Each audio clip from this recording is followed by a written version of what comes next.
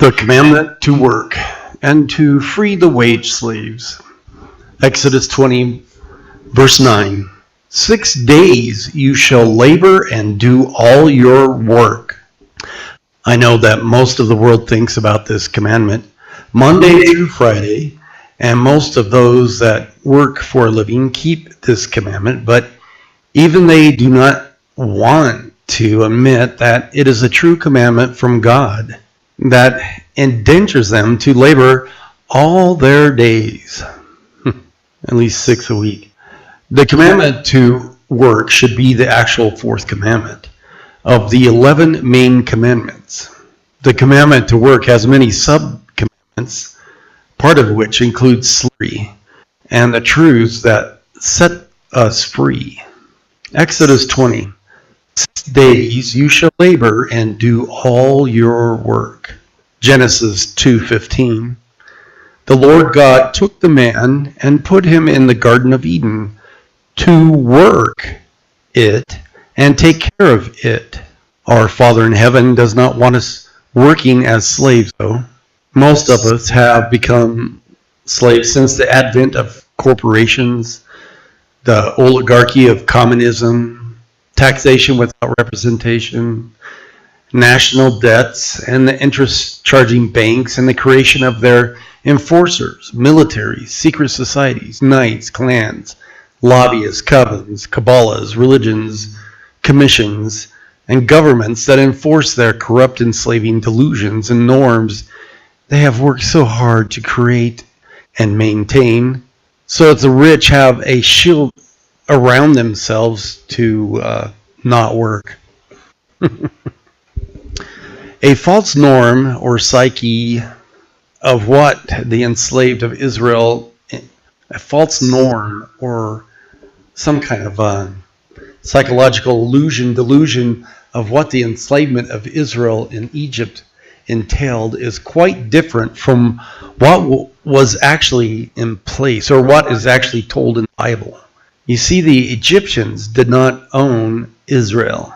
They had an endless national debt. Israel had an endless debt and a steep interest tax attached to it, and there was no end attached to this debt. Sound familiar? Yeah, we're like that today. The rich, the oligarchy, the elite Egyptians did not pay tax or interest, but benefited from what Yisrael paid, in that they did not have to work, but pursued their lusts, pleasures, and desires. They had won the lottery and were not giving it up. Their world had become overpopulated with slave people who outnumbered them and were harder and harder to control with their armies and govenors. So kill your babies, you overpopulating, worthless mouth breathers. Pharaoh appointed governors, managers, oligarchy, and military to oversee projects, collect money, pay the wage slaves, oversee planting, harvesting, mining, smelting, building, etc., to maximize the work output of his corporations. Genesis 47, verse 23. Then Joseph said to the people, Behold, I have bought you this day and your land for Pharaoh. Lo, here is seed for you, and ye shall sow the land. And it shall come to pass in the increase that ye shall give the 5th part unto Pharaoh, and 4 parts shall be your own, for seed for the field, and for your food, and for them of your households, and for food for your little ones. And they said, Thou hast saved our lives. Let us find grace in the sight of my Lord, and we will be Pharaoh's servants.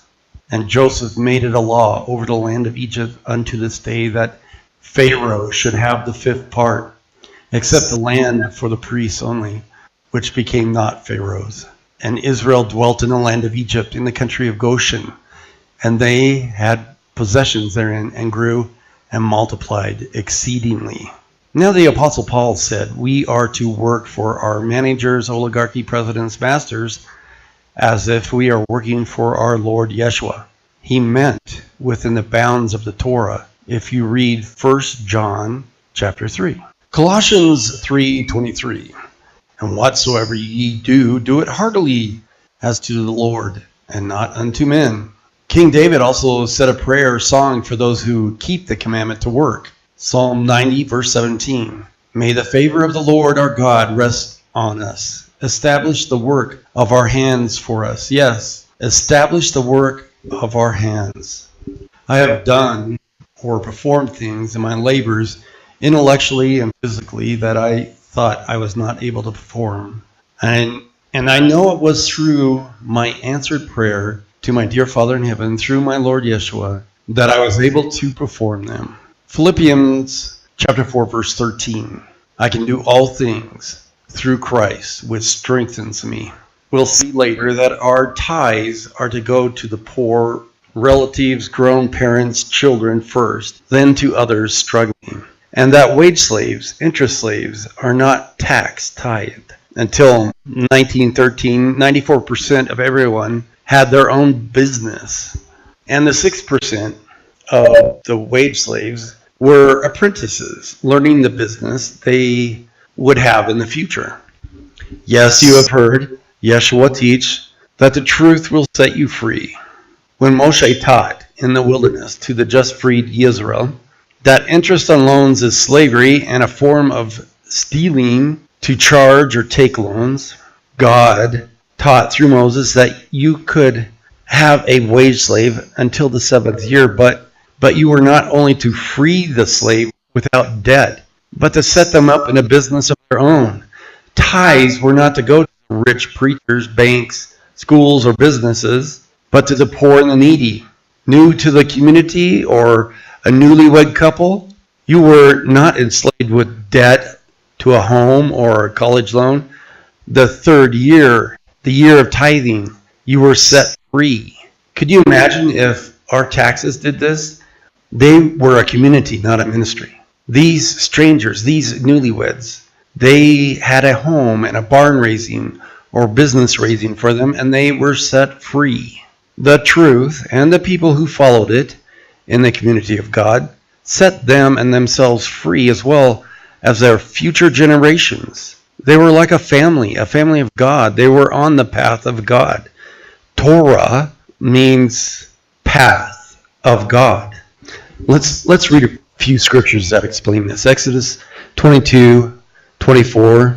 If thou lend money to any of my people, even to the poor, with thee, thou shalt not be to him a creditor, neither shall ye lay upon him interest.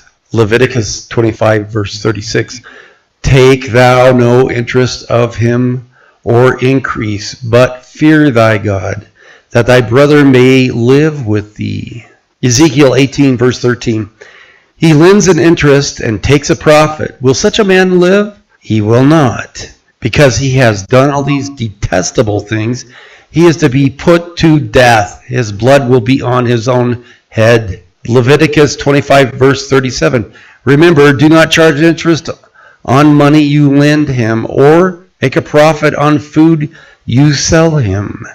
Proverbs 22, verse 7. The wealthy rule over the poor, and anyone who borrows is a slave to the lender. Romans 12, verse 2. Do not be conformed to this world, but be transformed by the renewal of your mind, that by testing you may discern what is the will of God, what is good and acceptable and perfect.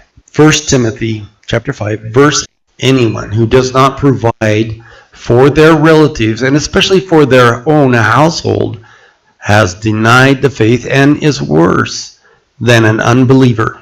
Deuteronomy 25, verse 13, this is paraphrased.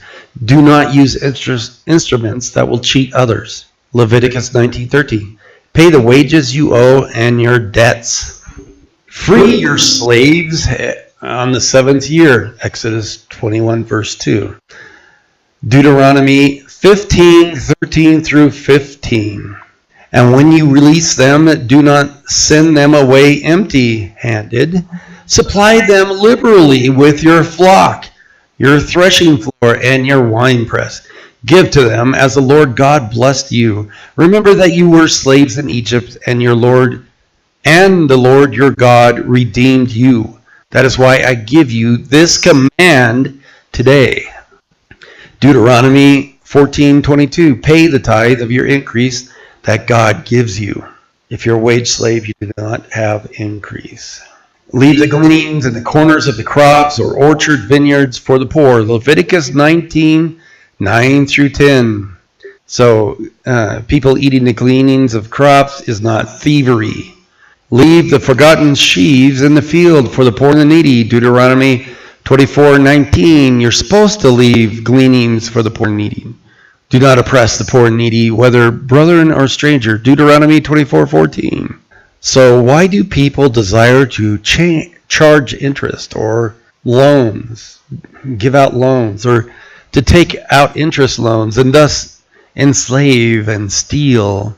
Why not provide by working the business the community ties provided us? 1 Timothy chapter 6, 9 through 10. But those who desire to be rich fall into temptation, into a snare, into senseless and harmful desires that plunge people into ruin and destruction. For the love of money is the root of all kinds of evil. It is through this craving that some have wandered away from the faith and pierced themselves with many pains. Yes, it is true that the Jews fell into greed and enslaved their own people. Nimnah, chapter 5, verse 3. Some also there were that said, we have mortgaged our lands, vineyards, and houses, that we might buy corn because of the dearth. There were also that said, we have borrowed money for the king's tribute, and that upon our lands and vineyards. Yet now our flesh is the flesh of our brethren, our children as their children. And lo, we bring into bondage our sons and our daughters to be servants. And some of our daughters are brought into bondage already. Neither is it in our power to redeem them, for other men have our lands and vineyards. And I was very angry when I heard their cry in these words. Then I consulted with myself, and I rebuked the nobles and the rulers, and said unto them, ye extract usury, every one of his brother. And I set a great assembly against them. And I said unto them, we, after our ability, have redeemed our brethren, the Jews, which were sold unto the heathen. And will ye sell your brethren? Or shall ye be sold unto us? Then held they their peace, and found nothing to answer. Also I said, it is not good that ye do. Ought ye not to walk in the fear of our God, because of the reproach of the heathen, our enemies? I likewise, and my brethren and my servants, might extract of them money and corn. I pray you, let us off this usury. Restore, I pray you, to them, even this day, their lands, their vineyards, their olive yards, their houses, also the 100th part of the money, and of the corn, the wine, and the oil that ye extract of them. Okay, so Leviticus 25:42. Do not oppress or persecute those that work for you. Leviticus 25:53. Do not allow others to work under you to oppress others. Leviticus 25:17. Do not oppress others in buying or selling goods or services. Exodus 21:2. Free your slaves, wage slaves, the 7th year. Deuteronomy 26:13. Tell God, the Father of the needy who received your tithes, that you paid the 3rd year of your increase. Exodus 22, verse 28. Do not delay paying your tithing. Leviticus 19:24. In the 4th year, fruit from trees and vines is for holy purposes, the poor and needy. Deuteronomy 14:22. Pay the tithe of your increase that God gives you. Leviticus 19:9. Leave the gleanings and corners of crops or orchard vineyards for the poor. Deuteronomy 24:19. Leave the forgotten sheaves in the fields for the poor and needy. It is not stealing. Oh, it is much nicer. So blessed. So much more loving, wonderful, I imagine, when you belong to the community of God. one that actually follows the truths of God, and thus blesses its members as per the commandments of God. Imagine if all companies and businesses were employee-owned instead of wage slaves. If your community and taxes built your home and set you up in a business or employee-owned corporation when you were married, if you take out a loan for a home, you end up paying 3 times what it costs to build it. Corporations, oligarchies make 7 times what they pay to you. So, 7 times the income of what you make now. Could you imagine a community of God that is of the people, for the people, by the people, instead of for, of, and by the enslaving, stealing bankers and corporations?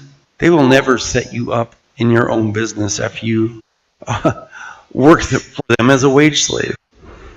Yes, it is calculated that this world will comfortably hold, with just half of its land mass to support the population of humans and their crops, 36 billion inhabitants. You say, but it is so crowded. No, the beehives that the rich created for us, its worthless mouth-breather slaves, are crowded. The rest of the world is virtually empty. Think about it. Only 10% of the world's inhabitants live in South America, Africa, and Australia. Russia is 3 times the size of the U.S., and it only has 140 million inhabitants.